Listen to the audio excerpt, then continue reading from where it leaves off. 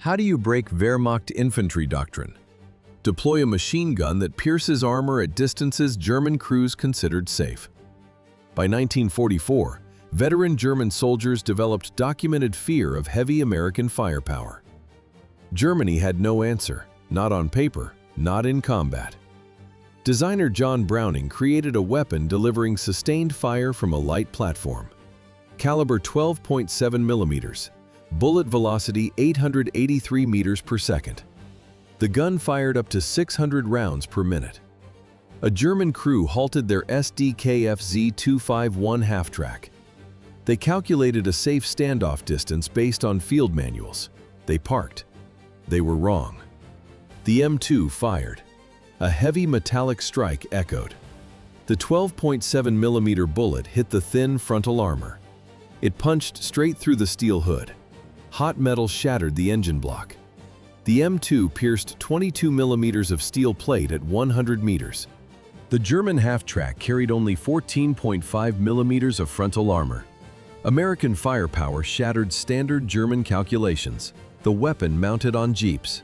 It went on tanks. It defended fixed positions. It ripped through trucks.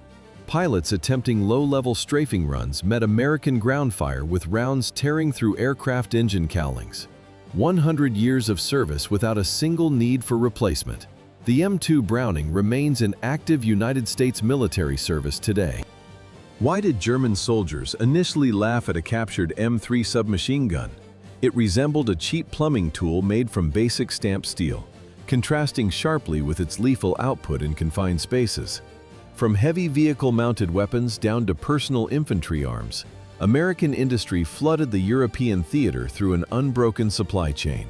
A standard Thompson submachine gun required complex machining and cost around $250. The mass-produced M3 cost exactly $20. Factories simply stamped the main receiver from raw sheet metal and welded the halves together in minutes. This elementary manufacturing process allowed the United States to produce over 600,000 units. German ordnance engineering prioritized complex components and precise mechanical tolerances. American strategic logistics prioritized pure volume. Troops carried the M3 and its heavy 11.43 millimeter cartridge into dense French hedgerows and across factory floors. It jammed occasionally. It possessed zero elegance. Yet it delivered a concentrated volume of fire that concluded close-quarters engagements before German squads could organize a response. First came thousands of these stamped weapons, and then tens of thousands of barrels arriving every single week. 7 decades of continuous combat service. One pistol defined the standard, the M1911. Its reputation preceded it. Since the First World War, the entire close combat industry built upon this specific cartridge. Physics dictated the terminal results. A German 9mm bullet weighed roughly 8 grams. The American 11.43mm bullet weighed 15 grams, almost double the mass-stopping power. Lugers and P-38s fired lighter rounds. They relied on speed. American ordnance prioritized kinetic energy transfer. Heavy mass, it shattered human bone. The target stayed down. Combat units carried it everywhere. Normandy, Aachen, the Bulge, the Hurtgen Forest. Terminal ballistic differences were strictly documented. Captured German troops feared the physical impact. Heavy lead ended encounters instantly. The German military ultimately conceded this specific tactical failure, and High Command officially retired the Luger pistol from active frontline service long before the war finally ended. What did a Wehrmacht veteran fear in 1944? Specific American weapons. Heavy ballistics and mass production triggered an emotion rarely acknowledged within German doctrine. They felt panic. Allied intelligence officers opened captured field diaries immediately after engagements. They translated faded ink lines scrawled across crumpled paper. These documents held combat reports from survivors of Poland, France, North Africa, Italy, and the Eastern Front. Interrogation protocols and letters retrieved directly from trenches confirmed the shift. The veteran was obsolete. By autumn 1944, the United States deployed over 2 million fully equipped soldiers across Europe. This immense industrial output rendered German tactical experience statistically insignificant. A survivor of the frozen Eastern Front stood motionless. His 5 years of tactical mastery meant nothing against an advancing wall of firepower. How to cover a fortified sector without warning shots? Synchronize the exact flight times. Dozens of remote batteries coordinate this. American Shermans and transports stripped mobility. Artillery mathematics dictated sectoral paralysis. Silence covered the French front. German veterans listened for artillery. They expected the usual ranging rounds. They braced for the impact. They heard nothing. Dead quiet. Then the sky collapsed. An instantaneous wall of steel impacted. Shrapnel shredded the frozen earth. Dirt erupted everywhere. No warning. No escape. This was the Fort Sill Doctrine. They named it time on target. Officers in command tents worked. They calculated exact trajectory paths. They checked their synchronized watches. Radios transmitted the firing codes.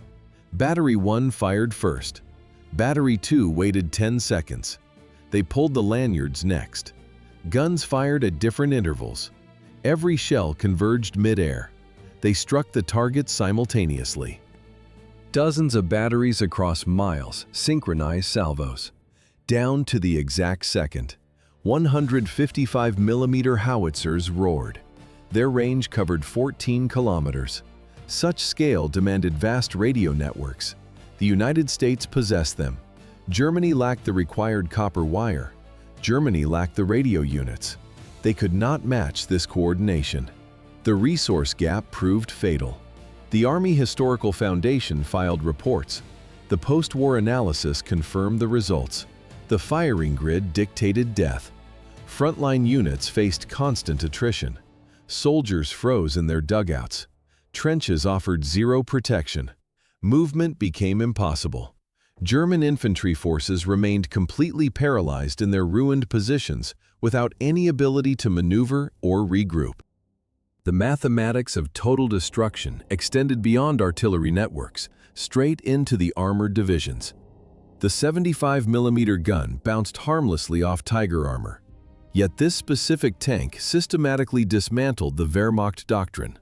An 88mm gun could easily pierce conventional steel, but it could never penetrate the sheer mass of 50,000 conveyor-built targets.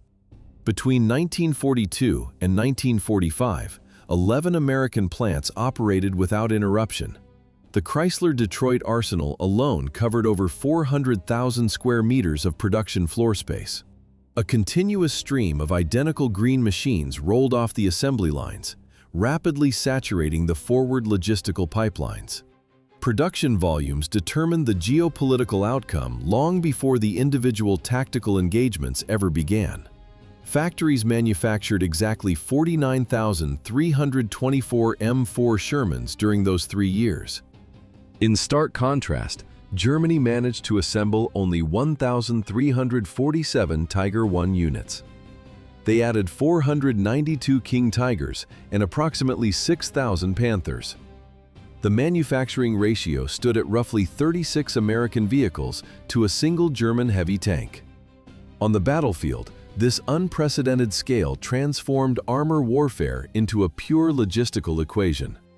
A frontline unit could report a destroyed Sherman during a morning engagement and formally write off the chassis. By late afternoon, a factory-fresh replacement would arrive directly at the forward combat positions. German tank commanders realized the futility of destroying enemy vehicles when factory replacement rates consistently exceeded combat attrition. Industrial volume simply overwhelmed heavy armor plating. Why did German crews steal American armor in North Africa? They needed standardized parts. They wanted fast repairs. Maintaining 50,000 heavy tanks required a standardized logistical base. The American M3 half-track provided exactly that. German mechanics repainted the captured hulls. They deployed them immediately. Germany possessed the SDKFZ-251. Complex engineering failed. It remained scarce. The American vehicle operated differently. Mechanics worked fast. Engine swaps took hours, not days. Spare parts fit perfectly. The industrial logic proved simple. Replace losses instantly. Troops named it the Purple Heart Box. The steel armor offered minimal protection. The open top exposed crews. It moved men. It hauled a 13-man squad. It dodged combat. Production shifted the war. Factories delivered over 40,000 M3 units. This massive scale motorized the advancing American infantry. Meanwhile, the Wehrmacht relied on horse draft. They utilized animal transport until May 1945. Engineering complexity lost. Logistical availability won. Field repairs outpaced technical blueprints. Mass production outlived the regime. Various M3 modifications saw active combat service across multiple continents well into the 1990s. 5 million standardized semi-automatic rifles.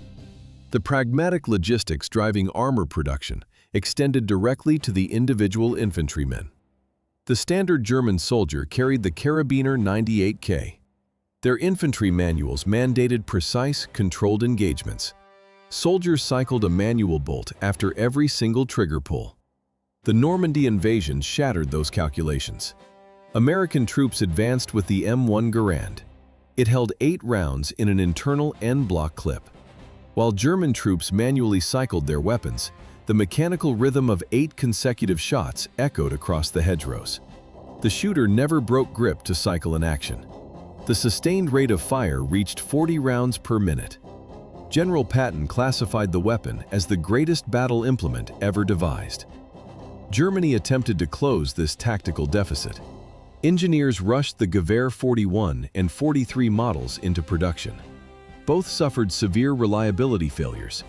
Meanwhile, American factories completed 5 million standardized rifles. During the Normandy campaign, German commanders reported incoming fire from entire enemy companies. They later discovered they had engaged a single American platoon. The infantry could not move. What caused the greatest fear among captured German commanders in 1945? United States industrial scale. Factories produced 45 Sherman tanks daily. General Heinz Guderian drafted his post-war memoirs. He recalled early battlefield victories. Those victories hid deep despair. German engineering produced superior hardware. The Tiger tank dominated the Sherman. An MG-42 fired faster than the M1919. The Me-262 jet ruled the sky. Nothing caught it. Yet Germany lost. Numbers overcame technical superiority. Conveyor belts outpaced battlefield tactics. Consider the daily combat cycle. A German battalion engaged American armor. They destroyed 50 Sherman tanks. Armor burned all afternoon. Crews waited. Officers reported a tactical success. Dawn broke. Transport ships docked at harbor facilities. Cargo doors opened wide. 60 new tanks emerged. Heavy metal tracks clattered against steel port ramps. Dozens of fresh hulls rolled non-stop. Steel treads ground against concrete docks. Engines idled loud. Fresh crews drove them forward. Vessels arrived daily. Logistics replaced strategy. Supply chains stretched across the Atlantic Ocean. They delivered armor without interruption. 45 Shermans daily meant 16,400 annually. This annual rate carried strategic weight. It exceeded total Panzer IV production. Germany built fewer units during the entire war. You cannot bleed a mechanized continent. Factories matched combat losses within hours. Assembly lines moved without pause.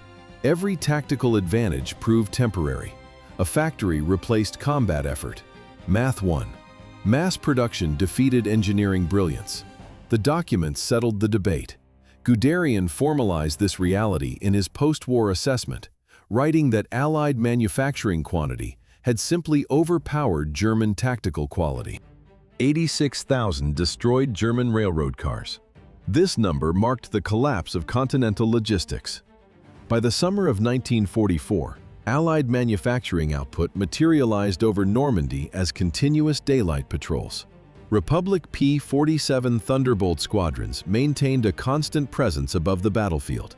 The loss of these 86,000 railroad cars meant a total halt in supplying the Western Front with fuel and artillery shells. German ground forces lost their freedom of movement across their own territory during daylight hours. The P-47 possessed the high velocity of an interceptor, yet it carried the heavy payload of a light bomber. This combination transformed the aircraft into the primary instrument of the Jag bomber, or Jabo phenomenon.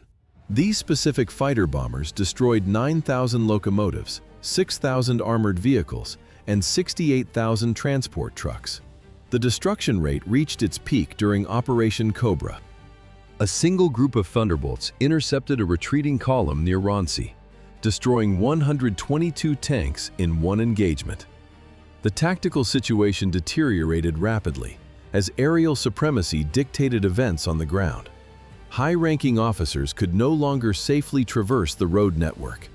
In July 1944, Field Marshal Erwin Rommel sustained severe injuries when a strafing run intercepted his vehicle. German engineering departments officially designated their newly developed anti-aircraft artillery systems as Jabo-Schreck due to their fear of the attack aircraft. Why did the 8th Air Force accept massive casualties in 1943? They needed precise destruction of manufacturing plants deep inside German territory. Total air control in 1944 required payment a year earlier. The 8th Air Force initiated daylight strategic bombing.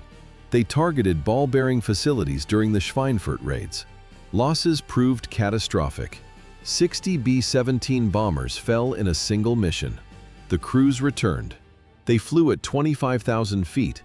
A deafening, continuous roar of machine gun fire vibrated inside the unpressurized fuselage. Temperatures dropped to -40 degrees Celsius. Pilots maintained tight defensive box formations. Squadrons projected overlapping fields of crossfire. Every aircraft deployed 10 12.7 mm machine guns against incoming interceptors. American factories replaced downed units within days. The campaign accelerated.